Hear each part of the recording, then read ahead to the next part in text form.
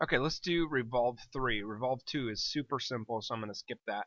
This is Revolve 3, and we already set our working directory when we did Revolve 1, so we're just going to go New, and we're going to call this R3. I'm going to click OK, and you notice that there's 4 dimensions on this drawing. You want to use those 4.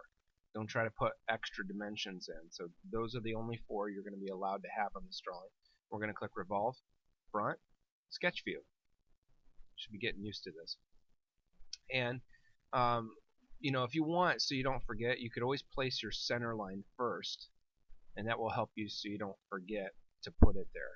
And then when you come back in and you put your lines in, you're just going to rough out the shape, like so. And don't forget to close it. So this fourth line is going to come up here and close. And then when you middle click, you've got these dimensions in here. And I don't know how close we are to reality here, so we're going to add our own dimensions. We're going to go new dimension, and one of the numbers we know is the length of this line here.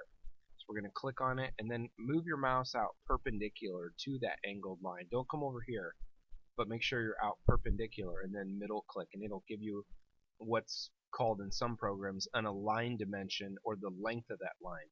We don't want to have this dimension going vertical over here, which is the height from that point to that point.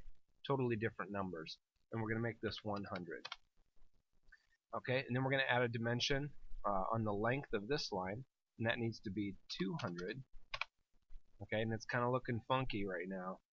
It's okay. And we're going to add a dimension down here, this inside angle. So we're going to go click, click, middle click, and we're going to make this 125. You can see it's looking better. Maybe not. And one more dimension to make it look right is the inside angle here.